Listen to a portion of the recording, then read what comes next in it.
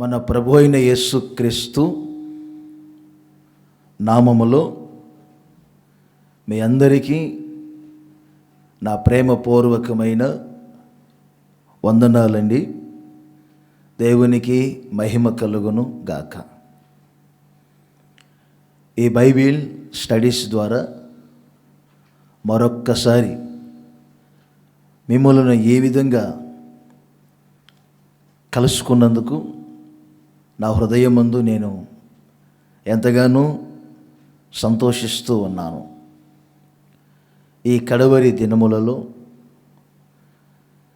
కొందరినైనా సువార్త ద్వారా రక్షణలోనికి తీసుకొని రావాలని,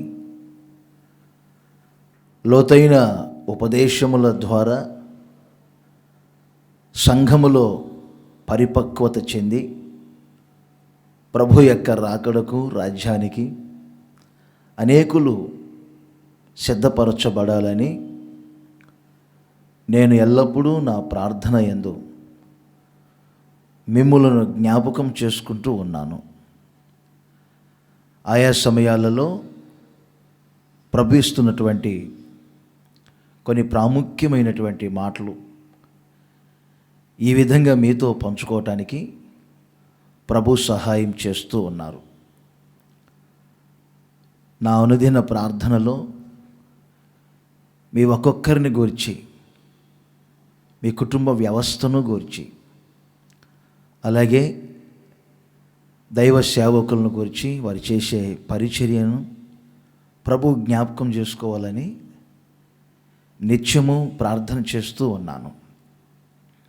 ఈ బైబిల్ స్టడీస్లో కొన్నిసార్లు సేవకులకు ఉపయోగకరమైనటువంటి, సేవకులకు సంబంధించినటువంటి సందేశాలు కూడా చెబుతూ మీకు ఈ యూట్యూబ్ ఛానల్లో వినిపించటం జరుగుతుంది. ప్రభు ప్రేరేపణను బట్టి కొన్ని విషయాలు ఈ విధంగా చెప్తూ ఉన్నాను. మరి ఈరోజు ఒక అంశం మీద కొద్దిగా మీతో మాట్లాడాలని కోరుకుంటూ ఉన్నాను. ఈరోజు అంశం ఏమిటంటే ఆరోగ్యవంతులు. మరొకసారి చెప్తున్నాను, ఆరోగ్యవంతులు. ఈరోజు మెసేజ్ టైటిల్. ఈ లోకంలో మనిషి జీవించు జీవితంలో జీవన సంబంధమైనవి మనిషికి చాలా అవసరం. అదే సమయంలో మనిషి ఆరోగ్యముగా ఉండటం అనేది చాలా ప్రాముఖ్యమైనది, విలువైనది, ఘనమైనది. ఒక్క మాట మీకు చెప్పాలంటే ఆరోగ్యం చాలా అవసరం మనిషికి. మనిషిని దేవుడు సృజించినప్పుడు కూడా ఎన్నో ఆశీర్వాదాలు ఇచ్చారు. కానీ అనారోగ్యముగా మనిషిని సృజించినట్లుగా వాక్యం చెప్పటం లేదు. మరణము ఇవ్వలేదు, అనారోగ్యము ఇవ్వలేదు. కారణం ఏమిటంటే దేవుని మనసులో మనిషి ఎప్పుడూ ఆరోగ్యంగా ఉండాలని కోరుకుంటూ ఉన్నారు. నా ప్రియమైన సహోదరులారా, ఈ రోజును చూడండి, ప్రపంచ వ్యాప్తంగా మనుషులు నానా విధములైనటువంటి అనారోగ్యానికి గురై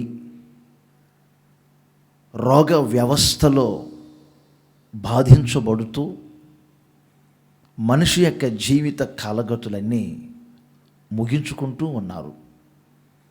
ఈ రోజున మనం కళ్ళతో చూస్తున్నాము, చెవులతో వింటూ ఉన్నాము.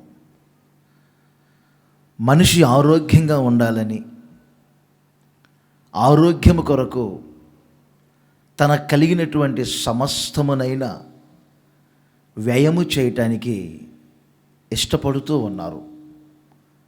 చివరికి ఉన్నదంతా వ్యయము చేసుకున్న ఆరోగ్యం అనేది మనిషి సంపాదించుకోలేకపోతూ ఉన్నారు. యేసుక్రీస్తు సశరీరుడిగా ఈ లోకములో సంచరిస్తున్న రోజుల్లో ఒక మాట చెప్పారండి. మత్తయి సువార్త 9వ అధ్యాయం 12వ వచనమును మీరు ఒకసారి నోట్ చేసుకోండి. ఈ మాటలో ఉన్న ఆత్మీయ అర్థాలు వేరుగా ఉన్న అవసరాన్ని బట్టి నేను ఈ మాటలు మీకు చెప్తున్నాను. యేసుక్రీస్తు దగ్గరికి చాలామంది వచ్చారు. పాపులతో, సుంకరులతో యేసుక్రీస్తు సహజీవనం చేస్తూ, వారితో భోజనం చేస్తూ, వారి మధ్యలో గడుపుతున్నారు ఏమిటి అని కొంతమంది ప్రశ్నించినప్పుడు, ఈ లోకములో 2 గుంపుల వారు ఉంటారని యేసుక్రీస్తు 12వ వచనంలో చెప్పారు. ఏమన్నారండి? రోగులు, రెండవది ఆరోగ్యము గలవారు. యేసు ప్రభువే స్వయంగా చెప్పారు, రోగులు ఉన్నారు, ఆరోగ్యము గలవారు ఉన్నారు. ఆరోగ్యము కలిగిన వ్యక్తులకి వైద్యుడు అక్కర్లేదు అని యేసు ప్రభు చెప్పారు. అంటే ఆరోగ్యము గలవారు ఉన్నారు, రోగులు ఉన్నారని అర్థం. ఇంకా ఆయన ససేడిగా సంచరిస్తున్న రోజుల్లో నానా విధములైనటువంటి వ్యాధుల చేత బాధించబడుతూ యేసు ప్రభు దగ్గరికి వచ్చి ప్రార్థన చేయించుకొని స్వస్థ చిత్తులైనట్లుగా వాక్యం మనకు చెప్తుంది. మార్కు సువార్తలో 5వ అధ్యాయం మీరు 25వ వచనము నుండి నోట్ చేసుకోనండి. ఒక ఆమె నానా విధములైనటువంటి వైద్యులను పట్టుకుంది. కారణం ఏంటి తెలుసండి? ఆమెలో ఉన్న రోగం ఆమెని ప్రతి క్షణం బాధిస్తుంది. ఎంత ప్రయత్నం చేసినా ప్రయత్నాలన్నీ విఫలమైనట్లుగా వాక్యం చెప్తుంది. ఎవరి చేత కాలేదు ఆమెను బాగు చేయటం. వైద్యుల చేత మరింత త్రెప్పలబడారట, ఉన్నదంతా వ్యయము చేసుకున్నారట. యేసుక్రీస్తును గూర్చి విని ఆయన దగ్గరకు వచ్చి ఆయన వస్త్రపు చెంగును ముట్టి స్వస్థ చిత్తురాలుగా, ఆరోగ్యము కలిగినటువంటి వ్యక్తిగా మార్చబడినట్లుగా లేఖనాలు చెప్తూ ఉన్నాయి. ఇక్కడ నేను చెప్పుకుంటూ వెళ్తే ప్రియమైన సహోదరులారా, యేసుక్రీస్తు అనేకుల దగ్గరికి వెళ్ళటం, అనేకులు యేసుక్రీస్తు దగ్గరికి రావటం కారణం ఏమిటి తెలుసండి? నానా విధములైనటువంటి వ్యాధిగ్రస్తులందరూ యేసుక్రీస్తు దగ్గర ప్రార్థన చేయించుకొని ఆరోగ్యము కలిగిన వ్యక్తులుగా మార్చబడ్డారు. ప్రతి రోగము వెనక కొన్ని దురాత్మ శక్తులు ఉంటాయి అని కూడా పరిశుద్ధ గ్రంథం చెప్తుంది. చెవిటి వారిని, గుడ్డి వారిని, మోగవారిని యేసుక్రీస్తు బాగు చేసేటప్పుడు కూడా చెవిటి దయ్యమా, మోగ దయ్యమా, వీరిని విడిచిపో, పిట్సి వ్యాధిని కలగచేస్తున్న అపవిత్రాత్మ ఈ మనిషిని విడిచిపో అని రోగము వెనక ఉన్నటువంటి దురాత్మ శక్తులను యేసుక్రీస్తు వెళ్ళగొట్టినట్లుగా లేఖనములలో మనం గమనించగలుగుతాం. అంటే మనిషి ఆరోగ్యముగా ఉండాలి అనేది దేవుని మనస్సులో ఉన్నది. మొదటే చెప్పాను కదండి, మరణము దేవుడు ఇవ్వలేదు, రోగము దేవుడు ఇవ్వలేదు. ఈ రెండు మనిషి తన జీవిత పరిస్థితిని బట్టి, తన క్రియలను బట్టి మనిషి కొని తెచ్చుకున్నాడే కానీ దేవుడు రోగమును, మరణమును, ఈ శాపమును ఇచ్చినట్లుగా ఎక్కడ బైబిల్లో మనకు కనబడదు. ప్రియమైన నా సహోదరులారా, ఈరోజు చూడండి, ప్రతిరోజు టీవీ న్యూస్లో మనం చూస్తూనే ఉన్నాం. పాజిటివ్ కేసులు ఎన్ని, నెగిటివ్ కేసులు ఎన్ని, యాక్టివ్ కేసులు ఎన్ని. హాస్పిటల్లో ఒక వ్యక్తి కరోనా వైరస్ నుంచి విడుదల పొంది ఆరోగ్యాన్ని పొందుకొని అతడు సంతోషంగా ఇంటికి వెళ్తూ ఉంటే ఏమండి, హాస్పిటల్ సిబ్బంది ఎంతో సంతోషంగా చప్పట్లు కొడుతూ ఆయనకి స్వాగతం పలుకుతూ బయటికి పంపిస్తూ ఉన్నారు. మీకు అర్థమైందా? మనిషి ఆరోగ్యంగా ఉంటే ఆ వ్యక్తికి ఎంత సంతోషంగా ఉంటుంది, ఆ కుటుంబ వ్యవస్థలో ఎంత సంతోషంగా ఉంటుంది. వారి ఆరోగ్యమును బట్టి ఇతరులు ఎంత సంతోషిస్తూ ఉంటారు. ఒక్కసారి మీరు ఆలోచించేయండి. ఈ రోజున మీరు అనారోగ్యముల గుండా వెళ్తూ ఉన్నారా? ఆరోగ్యవంతులుగా మార్చబడుతున్నారా? ఆరోగ్యముగా జీవిస్తున్నారా? ప్రపంచంలో ఏమండి, శరీరానికి మాత్రమే స్వస్థత, ఆరోగ్యం అని నిపుణులైనటువంటి వ్యక్తులు చెప్తూ ఉంటారు. శరీర స్వస్థతను గురించి మాత్రమే కొంతవరకు వారు తెలియజేస్తూ ఉంటారు. మరి పరిశుద్ధ గ్రంథమైన బైబిల్ ఏం చెబుతుందంటే, మనిషి 3 భాగములుగా సృజించబడ్డారు: శరీరము, ప్రాణము, ఆత్మ. మనిషి ఈ 3 విధములుగా ఆరోగ్యంగా ఉండాలి, ఆరోగ్యవంతుడుగా ఉండాలి.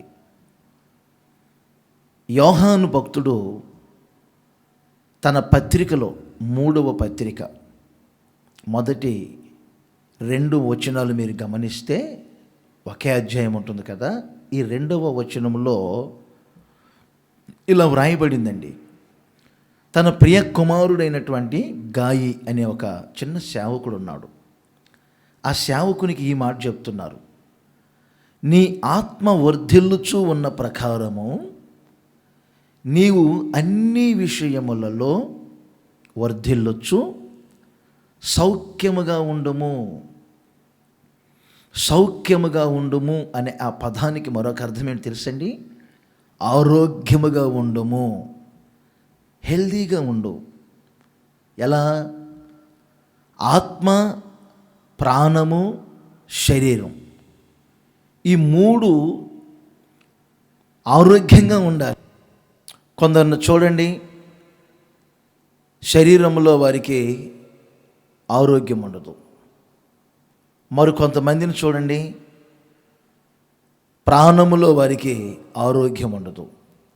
మరికొంతమందిని చూడండి, ఆత్మలో వారికి ఆరోగ్యం ఉండదు. శారీరకముగా, ఫిజికల్గా వారు ఆరోగ్యంగానే ఉంటారు, పుష్టిగా ఉంటారు.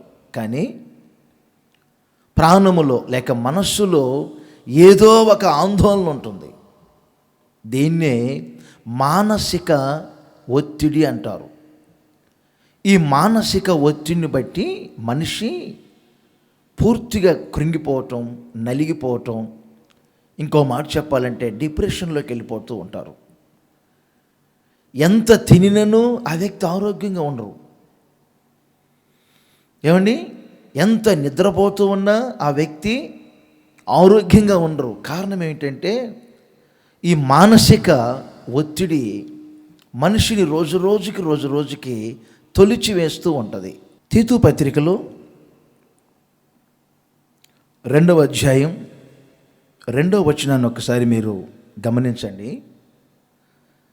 క్రైస్తవ జీవితంలో మనిషి చేసేటటువంటి భక్తిలో ఎలాంటి ఒక ఆధ్యాత్మికమైనటువంటి ఆరోగ్యముగా మనిషి ఉండాలి అనే సంగతులు వ్రాయబడింది. గమనించండి ఈ వచనాన్ని. విశ్వాస విషయములోను, ప్రేమ విషయములోను, సహనములోను మీరు లోపము లేని వారునై క్రింద ఫుట్ నోట్లో వ్రాయబడిన చూడండి, ఆరోగ్యము గలవారై. చాలామంది దైవ సేవకుల్ని నేను చూస్తుంటాను, ఆత్మీయులైనటువంటి విశ్వాసులు అనేవారిని చూస్తూ ఉంటాను. ప్రారంభ దశలో చాలా విశ్వాసముగాను ప్రేమగాను క్రీస్తునకు కలిగినటువంటి సుగుణాలలో సహనాన్ని ఓర్పును కలిగి తాను చేస్తున్నటువంటి భక్తిలో ఒక సంతృప్తిని పొందుతూ ఉంటారు. అంటే భక్తిలో లోపము లేని వారై హెల్దీగా ఒక ఆరోగ్యకరమైనటువంటి మనిషి ఎలా యాక్టివ్గా ఉంటాడో అలా భక్తి రంగంలో కొనసాగుతున్నటువంటి వ్యక్తులు ఈ విశ్వాసములో ప్రేమలో సహనాలలో రోజు రోజుకి తప్పిపోయి చేసే భక్తిలో అనారోగ్యము కలిగినటువంటి వ్యక్తులుగా మార్చబడుతూ ఉంటారు. ముందే చెప్పాను కదండి, లోకములో ఏమండి ఫిజికల్ హెల్త్ని గురించే ఎక్కువగా మాట్లాడుతూ ఉంటారు.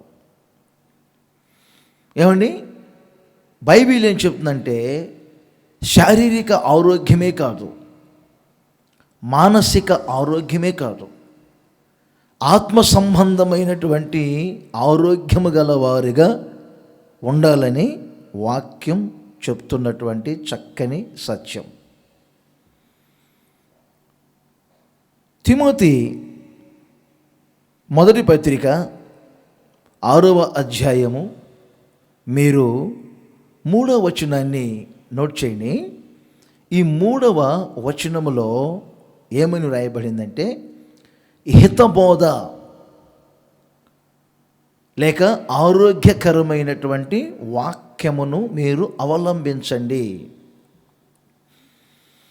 అంటే క్రైస్తవ జీవితంలో ఒక సేవకుడు ఎప్పుడు ఆరోగ్యకరమైనటువంటి బోధన బోధిస్తూ ఉంటే తాను ఆరోగ్యంగా ఉంటారు, ఆ మాటలు వినుచున్నటువంటి సంఘము ప్రజలు కూడా ఆరోగ్యంగా ఉంటారు. దాన్నే హితబోధ అంటారు. అంటే ఆరోగ్యకరమైన బోధ, ఆరోగ్యకరమైన వాక్యం. ప్రియమైన నా సహోదరులారా, దీనికి అనుగుణమైన వచనమే వ్రాయబడింది సామెతల గ్రంథం 4వ అధ్యాయం 20వ వచనంలో. దేవుని వాక్యము ఒక వ్యక్తి తన మనసులోనికి తెచ్చుకున్నప్పుడు, తన హృదయములో ఆ వాక్యమును చేర్చుకున్నప్పుడు, ఆ వాక్యం మనిషికి ఆరోగ్యాన్ని కలగచేస్తుంది అని సామెతల గ్రంథకర్త కూడా చెప్తూ ఉన్నారు.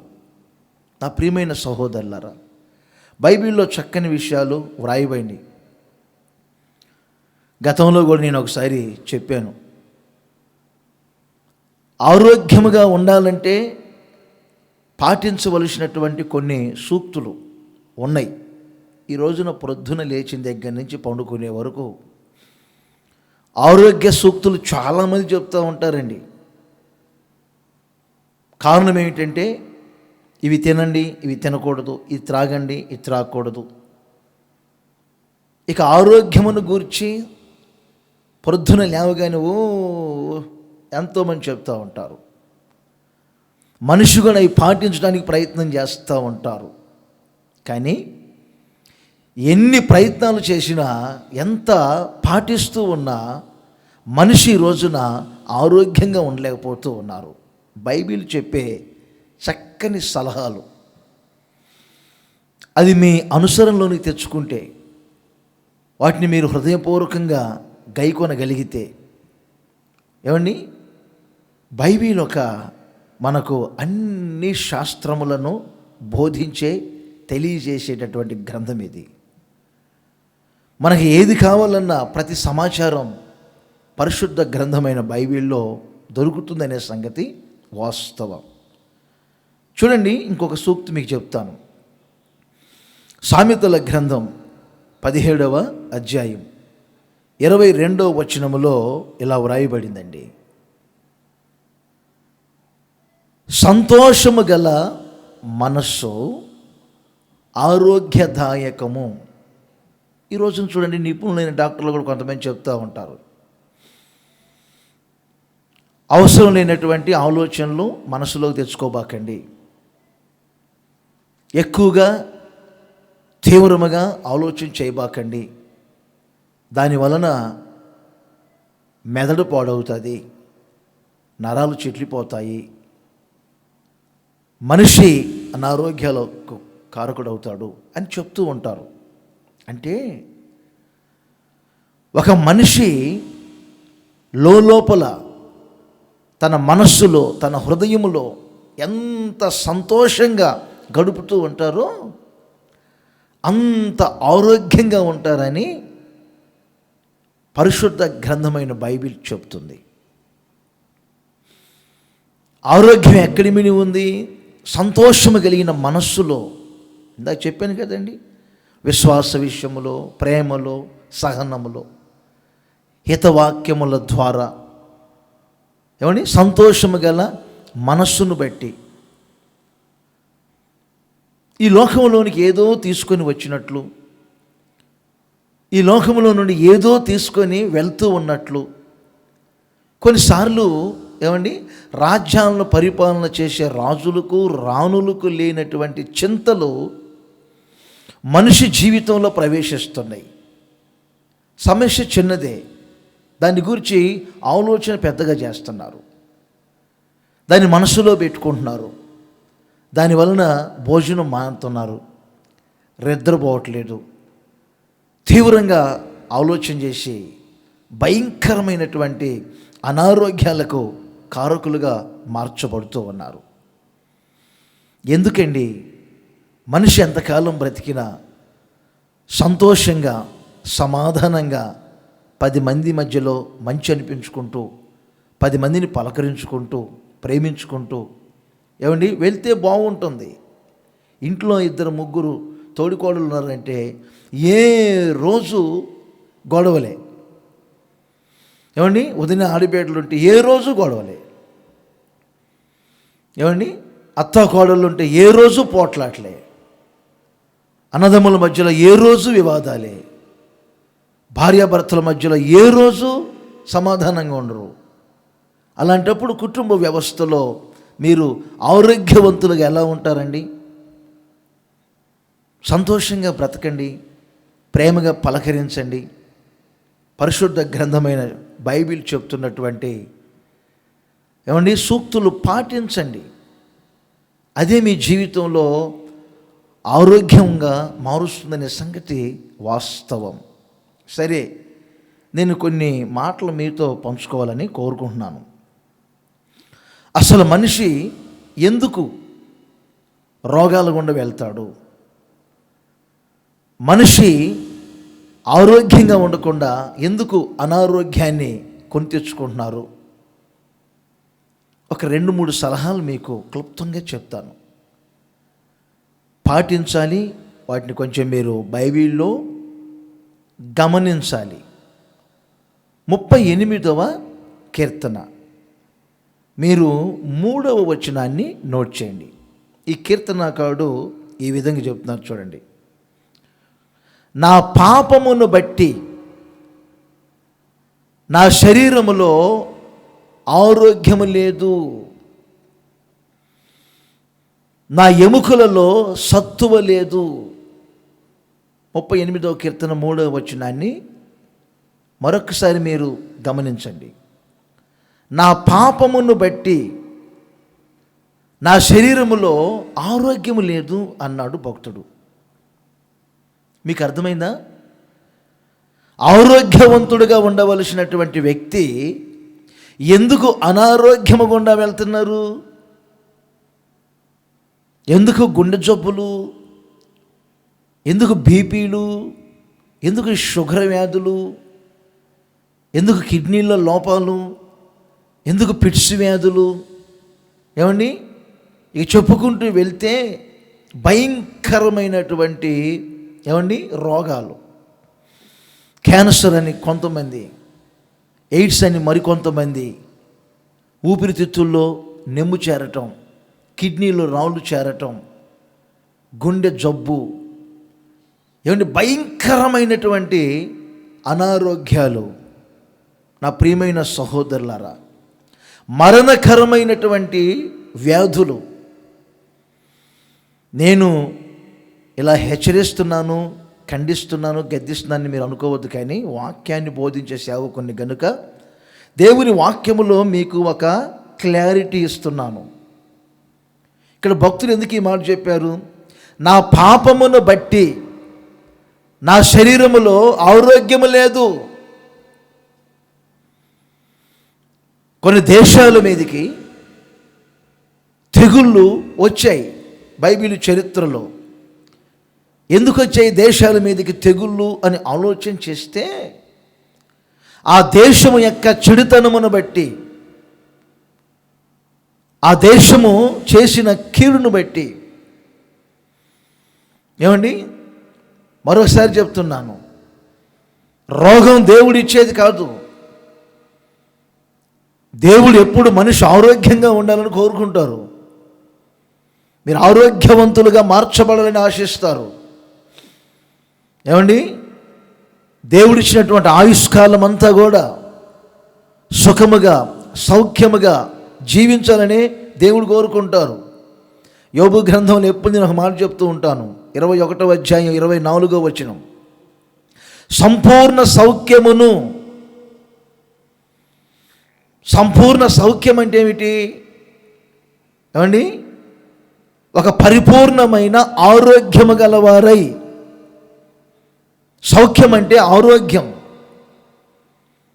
పరిపూర్ణమైన ఆరోగ్యము గలవారై, సంపూర్ణ ఆరోగ్యము గలవారై, నెమ్మదిగా బ్రతుకుతూ, ఏమండి, నిండు ఆయుస్సుతోటట మృతి చెందాలట. కాలానికి ముందే కాలగతులు ముగిసిపోకూడదు. అబ్రహాం చరిత్రను మనం ఆలోచన చేస్తే, నిండు వృద్ధాప్యమందు దేవుని యొద్దకు చేర్చబడినని వ్రాయబడింది. నిండు వృద్ధాప్యం వరకు సంపూర్ణ సౌఖ్యాన్ని అనుభవించారు. నా ప్రియమైన సహోదరులారా, తెలిసి కొంతమంది పాపాలు చేస్తూ ఉంటారు. ఆ పాపమును బట్టి మనిషి ఆత్మ నలిగిపోతూ ఉంటుంది, శరీరములో స్వస్థత ఉండదు, మానసికంగా నలిగిపోతూ ఉంటాడు. ఆ కారణాన్ని బట్టి మనిషి ఆరోగ్యవంతుడు అనారోగ్యముగా మార్చబడుతున్నారని పరిశుద్ధ గ్రంథమైన బైబిల్ చెప్తూ ఉంది. యెషయా ప్రవచన గ్రంథములో మీరు 38వ అధ్యాయం 9వ వచనాన్ని ఒకసారి నోట్ చేయండి. హిజ్కియాను గురించినటువంటి ఒక మంచి చరిత్ర మనకు తెలుసండి. హిజ్కియా ధర్మశాస్త్ర గ్రంథం అంతా చక్కగా చదువుకునే వ్యక్తి, ఆ ప్రకారంగా పాటించే వ్యక్తి,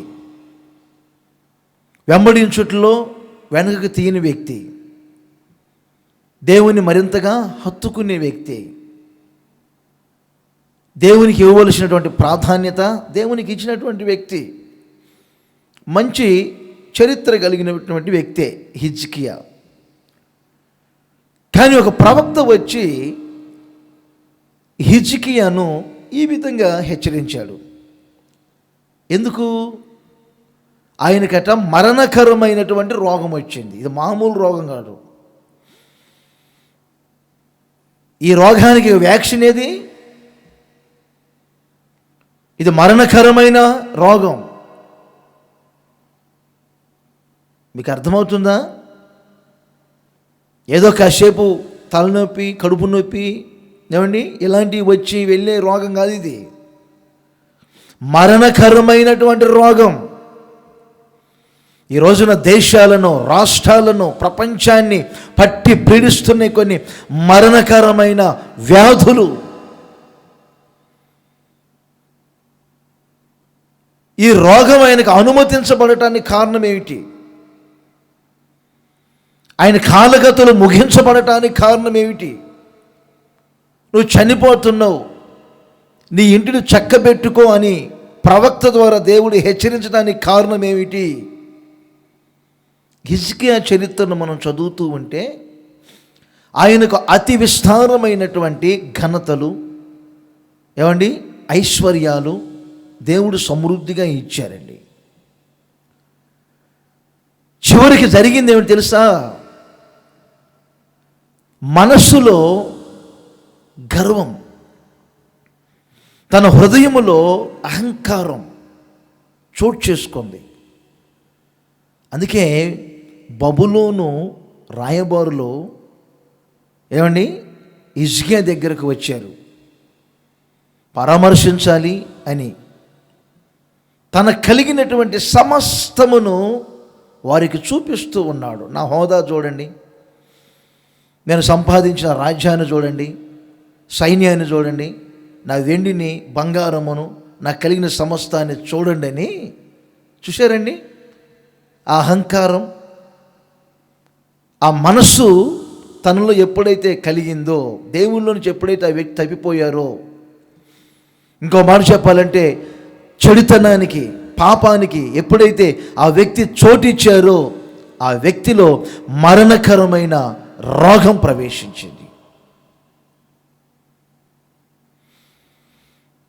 ఆయన దేవుని సన్నిధికి వెళ్ళి దేవుని సన్నిధిలో పశ్చాత్తాపడి, అంటే తన ఇంటికి వెళ్ళి గోడ తట్టు ముఖాన్ని త్రిప్పి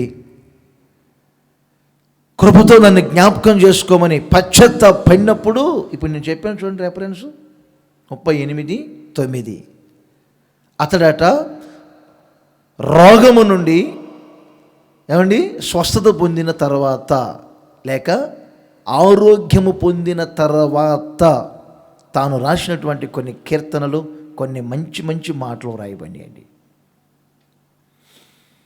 ప్రియమైన సహోదరులారా, ఈరోజును చూడండి, ప్రపంచవ్యాప్తంగా మనిషి అనారోగ్యాన్ని కొని తెచ్చుకునే స్థితికి దిగజారిపోతూ ఉన్నాడు. ఎంత చెప్తున్నా సిగరెట్లు త్రాగబాకండి, ఈ మత్తు పానీయాలు మానండి, ఈ పొగ గుండెకి బెజ్జాలు పడుతున్నాయి, పుట్టే పిల్లలకు అనారోగ్యాలు వస్తున్నాయని ఎంత చెబుతూ ఉన్నా ఈ రోజున ఆ భయంకరమైన స్మోకింగ్ మానలేకపోతూ ఉన్నారు. దానివలన భయంకరమైనటువంటి వ్యాధులు లోలోపల శరీరములో ఉన్న అవయాలన్నీ కుళ్ళిపోతూ ఉన్నాయి. ఏదో నోట్లో వేసుకోవాలట, నమలాలి, అప్పుడే ఆయనకి తృప్తి. త్రాగి త్రాగి త్రాగి త్రాగి త్రాగి త్రాగి లోపల చిగుర్లని దెబ్బతినిపోయి, కండంతా దెబ్బతినిపోయి, ఒక రోజున బ్రష్ చేస్తూ ఉంటే ఆ బ్రష్ ఇదిగో ఈ ప్రక్క నుంచి బయటకు వచ్చేసింది, తినేసింది లోపల. కొంతమంది అవయవాలన్నీ ఈ విధంగా కుళ్ళిపోతూ ఉన్నాయి. కారణం ఏమిటంటే కొందరు ఇదిగో త్రాగొద్దని చెప్పినటువంటి స్మోకింగ్కి గురి అవటం, మరికొంతమంది మత్తు పానీయాలకు గురి అవటం, త్రాగుడుకు బానిసలు అవటం, ఇంకొంతమంది భయంకరమైనటువంటి ప్యాకెట్లకు గురి అవటం. ఒక్కసారి ఆలోచన చేయండి. ఇంకొంతమంది కన్ను మిన్ను గానకుండా వయసు యొక్క ఒరవడిలో శరీరములో పుట్టే ఆ ఉద్రేకాలను ఆపుకోలేక వరస వాయులు తప్పి వెచ్చలివిడి అక్రమ సంబంధాలకు గురి అయ్యి భయంకరమైనటువంటి రోగాలు తెచ్చుకునే వ్యక్తులు కూడా లేకపోలేదు. ఇదే 38వ కీర్తనలో మీరు 7వ వచనాన్ని కూడా ఒకసారి చూడండి. ఇక్కడ ఒక మాట నేను మీకు చదివి వినిపిస్తాను. ఇందాక మీరు 38వ కీర్తన 3వ వచనం చూశారు. ఇక్కడ చూడండి 7వ వచనం, నా నడుము తాపముతో నిండి ఉన్నది, నా శరీరములో ఆరోగ్యము లేదు. ఈయన శరీరంలో ఇప్పుడు ఆరోగ్యం లేకపోవటానికి కారణం ఏమిటి? ఇందాకేమన్నారు? ఆరోగ్యం నా శరీరాన్ని విడిచిపోయింది 3వ వచనంలో. నా పాపమును బట్టి నా ఎముకలలో స్వస్థత లేదు అన్నారు. 7వ వచనంలో ఏమంటున్నారు? నా నడుము తాపముతో నిండి ఉన్నది. తాపముతో నిండి ఉన్నదంటే వేరే మరమేం లేదు దాంట్లో, బాధతో నిండి ఉన్నది. బైబిల్ పరంగా నడుము అంటే మనస్సు అని వాక్యం చెబుతుంది. పేతురు ఏమండి, మొదటి పత్రిక మీరు 1వ అధ్యాయము 13వ వచనాన్ని గమనించవచ్చు. మీ మనస్సు అను నడుము కట్టుకొని అని పేతురు అన్నారు. అంటే ఇప్పుడు మనస్సులో తాపం, అంటే తాపం అంటే చెప్పాను కదా, బాధ. మనస్సులో బాధ,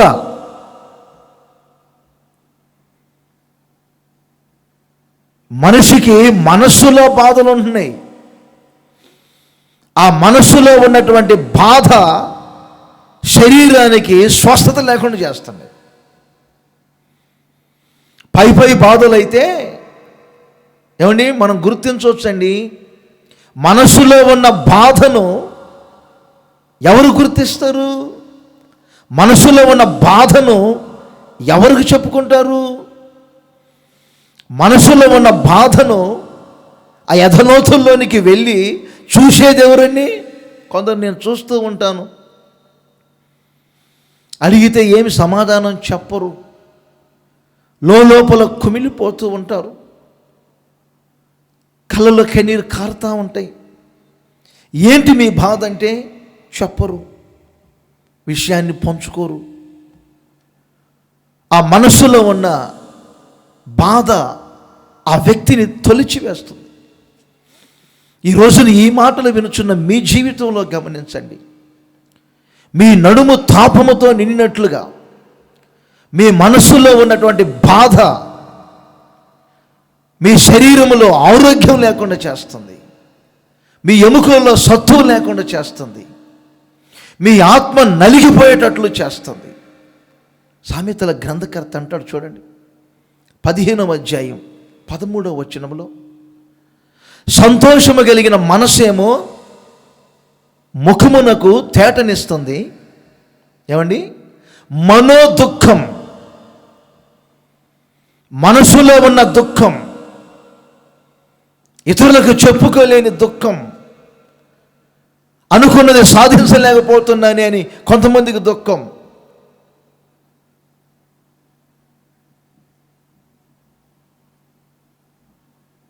నాతో సమమైనటువంటి నా భార్య నాకు సహకరించట్లేదని మరికొంతమంది మనసులో దుఃఖం, కట్టుకున్న భర్త నన్ను కాటేస్తున్నారే, నన్ను పట్టించుకోవట్లేదే అని భార్య మనసులో దుఃఖం, కన్న పిల్లలే విధివిరుద్ధంగా ప్రవర్తిస్తున్నారు, గుండె నిండా పెట్టుకున్న ఆశయాలన్నీ నెరవేర్చబడటం లేదే, పిల్లలు హద్దులు దాటి ప్రవర్తిస్తున్నారని కొన్నిసార్లు తల్లిదండ్రుల యొక్క మనస్సులో దుఃఖం దుఃఖం దుఃఖం. అప్పు సమస్యల చేత కొంతమంది మనస్సులో బాధ. ఏమండి? పిలిచినా పలక లేకుండా మూర్ఛునినట్లుగా సహోదరి హన్న మందిరంలో పడిపోయి చూశారండి. పెదవులు తెరవటానికి కూడా ఓపిక లేదు, పిలిచినా పలకలేని పరిస్థితులు. కారణం ఏమిటండి? తన జీవితంలో సంతానం లేదనే మనస్సులో బాధ. అర్థం చేసుకోవలసిన వ్యక్తులే అపార్థం చేసుకుంటున్నారే అని మనస్సులో ఏమండి కృంగిపోతుంది. మీ మనస్సులో ఏ బాధ ఉంది? ఆ బాధను ఎందుకు అలాగే పెట్టుకొని అనారోగ్యాలు తెచ్చుకుంటారు? యేసుక్రీస్తు దగ్గరకు వచ్చి నా ప్రభువులో ఒక్కసారి మీ మనస్సును విప్పి ఆయన పాదముల చెంత మీ మనస్సులో ఉన్న బాధని, ఆ తాపమును ఆయన ముందు పెట్టండి.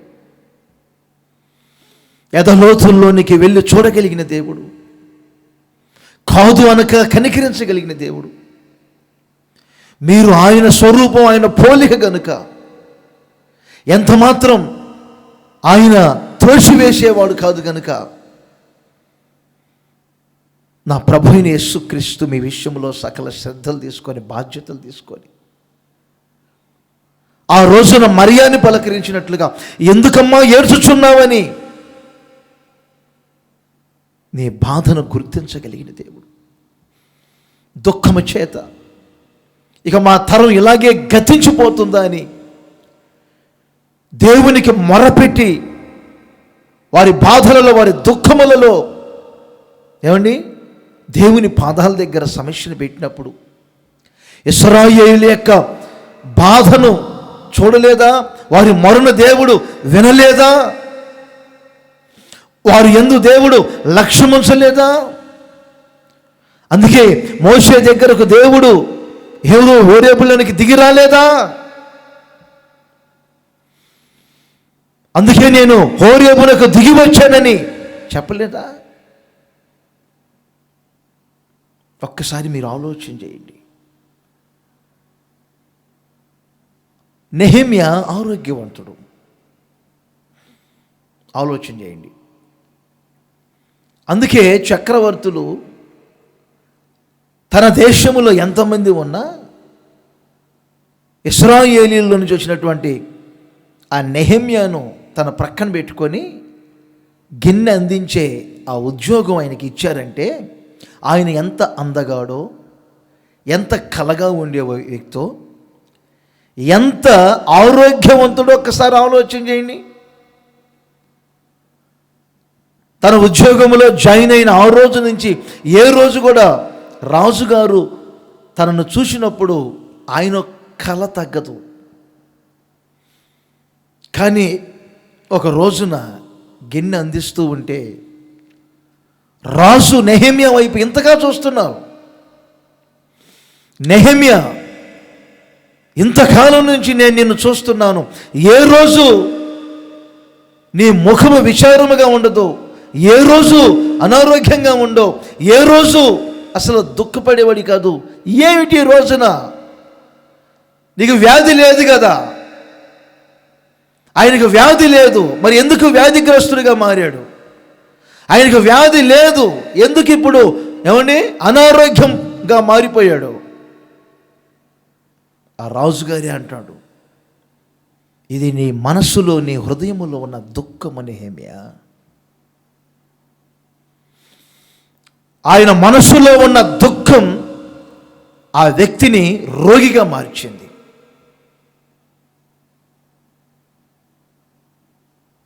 ముఖమంతా వికారంగా మారిపోయింది. ఇతరులు చూడటానికే అసహ్యంగా మారిపోయారు. కొందరిని చూస్తే నా దేవుని స్వరూపం ఇది, నా దేవుని పోలిక ఇది, ఏంటి ఇలా అయిపోతున్నారు? ఎందుకు ఇలా అయిపోతున్నారు?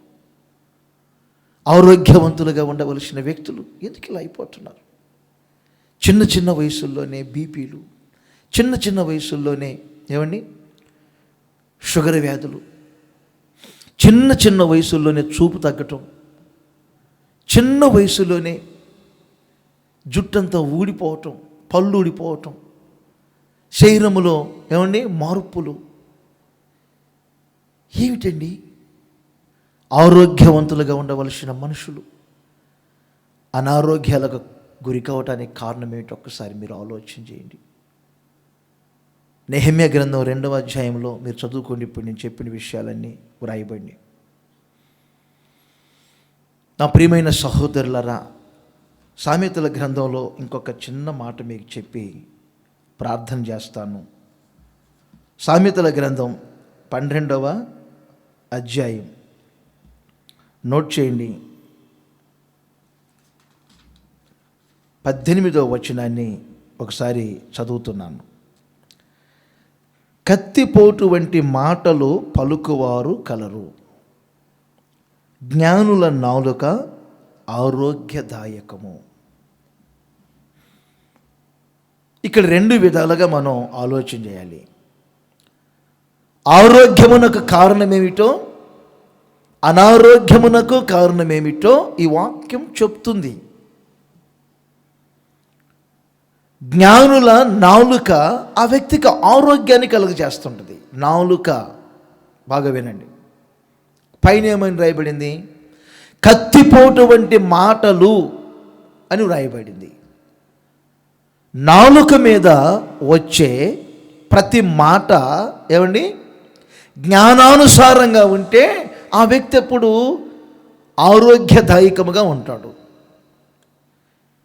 ఈ నాలుక మీద నుంచి వచ్చే ప్రతి మాట కత్తిపోటుల్లాగా ఉంటే చెప్పే వ్యక్తికి అనారోగ్యమే, ఆ మాటలు వినే వ్యక్తులకి అనారోగ్యమే. కొందరు లేచారంటే ఏమండి వాక్యం చెప్పేటప్పుడు కూడా కొంతమంది చూస్తూ ఉంటాను, లేచిన దగ్గర నుంచి ప్రసంగం ముగించేంత వరకు కత్తిపోటు వంటి మాటలే ప్రజలను శారీరకముగా ఆదరించి, ధైర్యపరిచి, ప్రోత్సాహపరిచి, బలపరిచి, ఏమంటే నానా విధములైన బాధల్లో, సమస్యల్లో ప్రార్థనా మందిరానికి వచ్చినప్పుడు ఒక ప్రశాంతత దొరికింది, ఒక విశ్రాంతి దొరికింది, మందిరంలో ఒక నెమ్మదిని పొందుకున్నాం అనే పరిస్థితులలో ప్రజలు ఉండట్లేదు. కారణం ఏంటి తెలుసండి? లేచిన దగ్గర నుండి కత్తిపోటు వంటి మాటలు, వారి బాధలు, వారి కుటుంబ సమస్యలు, ఇవి చెప్పుకోవటమే సరిపోతుంది. కత్తిపోటు వంటి మాటలు. ఒక తరం వస్తుందట, సామెతల గ్రంథంలో రాయబడింది, తర్వాత మీరు చదువుకోండి, 30వ అధ్యాయంలో ఉంటుంది. ఏమండి కత్తిపోటు వంటి మాటలు పలికే తరమట. కన్నులు నెత్తికెక్కిన తరం ఒకటి ఉంటుంది, తల్లిదండ్రులు సన్మానించిన తరం ఒకటి ఉంటుంది. ఏమండి పళ్ళు కానీ వారి నాలుగు కానీ ఖడ్గాల వలె ఉంటాయట, ఖడ్గాల వలె. కత్తిపోటు వంటి మాటలు. మీ ఆవేశము, మీ ఉద్రేకము, మీ కత్తిపోటు వంటి మాటలు, మీ మత్సరము, అవే మీకు రోగం. ప్రశాంతంగా మాట్లాడే వ్యక్తి, నిదానంగా మాట్లాడే వ్యక్తి, సౌమ్యముగా మాట్లాడే వ్యక్తి, మృదుత్వంగా బ్రతికే వ్యక్తి ఎప్పుడు ఆరోగ్యంగా ఉంటాడు. ఎప్పుడు చూడండి కొంతమంది చిరాకు పడుతూనే ఉంటారు, వ్యసన పడిపోతూ ఉంటారు, మచ్చర పడిపోతూ ఉంటారు. ఏ వ్యక్తికి ఏమండి సమాధానంగా ఉండడు, ఏ వ్యక్తితో సమాధానంగా ఉండడు, ఇతరుల మధ్యలో ఎంత మాత్రం కూడా ఏమండి అనుగుణంగా ఉండడు. కత్తిపోటు వంటి మాటలు, కత్తిపోటు వంటి మాటలు. ఇదే సామెతల గ్రంథంలో 16వ అధ్యాయం 24వ వచనంలో కూడా ఒక మంచి మాట వ్రాయబడింది. 16వ అధ్యాయం 24వ వచనాన్ని కూడా మీరు గమనించండి.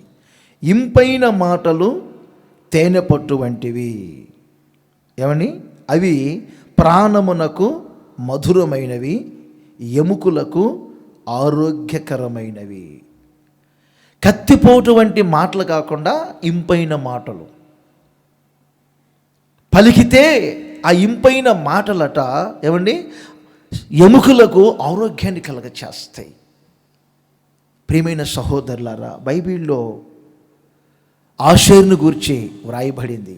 ఆషేరు అంటేనే ఏమండి సౌఖ్యము అని అర్థం, ఆరోగ్యవంతుడు అని అర్థం. ఆషేరు గోత్రములు వచ్చిన వ్యక్తులందరూ ఆరోగ్యంగానే ఉన్నారు, బ్రతుకు దినములలో వారు బలాన్ని పొందారు. ఆషేరు గోత్రికురాలైనటువంటి అన్న అనే ప్రవక్త్రి కూడా ఉంది బైబిల్లో. ఇంచుమించుగా 110 సంవత్సరాల వయసులో కూడా ఆరోగ్యంగా ఉన్నారు. మరి ఆషేరు ఎందుకు సౌఖ్యంగా ఉన్నారు, ఆరోగ్యంగా ఉన్నారంటే వాక్యం చెప్తుంది, ఆషేరు నోట ఎప్పుడు ఇంపైన మాటలు ఉంటాయి. ప్రియమైన సహోదరులారా, మరి ఈ సమయంలో ఈ మాటల ద్వారా అనారోగ్యాల్లో నుంచి విడుదల పొందాలని, ప్రాణములో, ఆత్మలో, శరీరములో ఆరోగ్యాన్ని పొందుకొని మీరందరూ ఆరోగ్యవంతులుగా ఉండాలని ఈ మాటలన్నిటిని నేను మీకు వివరిస్తూ ఉన్నాను. మరి ఈ మాటల చేత ఆశీర్వదించబడాలని ప్రేమపూర్వకంగా మీకు తెలియచేస్తూ ఉన్నాను. మరి మీ కొరకు ఒక చిన్న ప్రార్థన చేస్తాను. ప్రేమస్వరూపి పరిశుద్ధుడు అయిన తండ్రి, ఇప్పటి వరకు మీ లేఖనాల్లో నుండి అనేకమైన విషయాలు మీరు బోధించినందుకు స్తుతిస్తూ ఉన్నాను తండ్రి. ప్రభువా, మీరు కోరుకుంటున్నారు ప్రతి మనిషి ప్రాణములో, ఆత్మలో, శరీరములో ఆరోగ్యంగా ఉండి ఆరోగ్యవంతులుగా మార్చబడాలని. ఎప్పుడు మనిషి ఆరోగ్యంగా ఉంటాడో అనారోగ్యాలు ఎందుకు చోటు చేసుకుంటాయో చక్కగా ఇప్పటి వరకు మీ లేఖనముల యొక్క వివరణ కలగజేసినందుకు స్తుతిస్తూ ఉన్నాను తండ్రి. ఈ లోకములో పుట్టి పెరిగిన ప్రతి మనిషి ఆరోగ్యంగా ఉండాలని తప్పించిపోతూ ఉన్నాడు. ఎన్నో ఆరోగ్య సూక్తులు పాటిస్తూ ఉన్నాడు. ఆరోగ్యము కొరకే ఈ రోజున ప్రపంచవ్యాప్తంగా ఎన్నో వ్యాక్సిన్లు కనిపెట్టాలని ప్రభు ఎందరో ప్రయత్నాలు చేస్తున్నారు.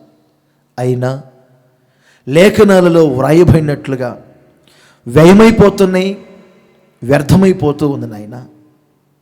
ఈ మాటల ద్వారా ఆరోగ్య ప్రదాతవు మీరేనని మీ లేఖనముల్లో చెబుతున్నటువంటి వివరణ ఇప్పటి వరకు విన్నారు. ఇక ఇలాంటి మాటలు మనసులో పెట్టుకొని వీటి ప్రకారంగా జీవించి ఈ మాటలు వినే ప్రతి ఒక్కరూ ఆరోగ్యవంతులుగా ఉండాలని కోరుకుంటున్నాను. నజరేయుడైన యేసు నామములో ప్రతి అనారోగ్యం తొలగిపోవునుగాక. మీ సేవకునిగా చేతులెత్తి ప్రార్థన చేస్తూ ఉన్నాను. ఈ మాటలు వినుచున్నటువంటి ప్రతి ఒక్కరి ప్రాణము, ఆత్మ, శరీరం ఆరోగ్యముగా ఉండునుగాక. ప్రతి వ్యక్తిలో ఉన్నటువంటి శరీర బలహీనతలు యేసు నామములో తొలగిపోవునుగాక. పంపించండి ఇప్పుడే మీ శక్తిని, ఇప్పుడే మీలో ఉన్న ప్రభావం ఒక్కొక్కరిని తాకునుగాక. గాయపడిన మీ హస్తములతో ఒక్కొక్కరిని స్వస్థపరచమని కోరుకుంటున్నాను. బీపీ, షుగర్ వ్యాధులు, ఆస్తమా వ్యాధులు తొలగించండి ప్రభువా. కిడ్నీలో ఉన్న రాళ్ళను తొలగించండి ప్రభువా. పిట్స్ వ్యాధులను తొలగించండి ప్రభువా. కుంటితనాన్ని తొలగించండి, మూగతనాన్ని తొలగించండి, చెవిటితనాన్ని తొలగించండి ప్రభువా. కుష్ఠరోగంగా ఉంటే తొలగించండి ప్రభువా. నానా విధములైనటువంటి క్యాన్సర్ వ్యాధులు తొలగిపోవాలి, క్యాన్సర్ గడ్డలు తొలగిపోవాలి. ఈ కరోనా భయంకరమైన వైరస్ నుంచి ప్రజలు యేసు నామములో విడుదల పొందుదురుగాక. ఆజ్ఞాపించాను. శారీరకముగా బిడ్డలు ఆరోగ్యముగా ఉందురుగాక. యేసు నామములో ఈ ప్రార్థన ప్రజల జీవితాల్లో క్రియ చేయునుగాక. ఆత్మ సంబంధమైన భక్తిలో కూడా ప్రభువా, పాపానికి చోటు ఇవ్వకుండా మనసులో బాధలన్నిటినీ తొలగించుకొని కత్తిపోటు వంటి మాటలు పలకకుండా ఇంపైన మాటలే పలుకుతూ మనసులో ఎల్లప్పుడూ సంతోషంగా ఉంటూ తండ్రి ఆరోగ్యకరమైనటువంటి బోధలు వింటూ విశ్వాసము, ప్రేమ, సహనములలో ఏ లోపము, ఏ అనారోగ్యము లేని వారై ఆరోగ్యవంతులుగా నడిపించబడినట్లు మీరు సహాయం దయచేయమని కోరుకుంటున్నాను. ఈ సందేశము ద్వారా మీ ప్రజలందరూ ఆరోగ్యవంతులుగా మార్చబడుదురుగాక. ఘనత, మహిమ, ప్రభావములు మీరే పొందమని నజరేయుడైన యేసు నామములో అడుగుచున్నాను తండ్రి.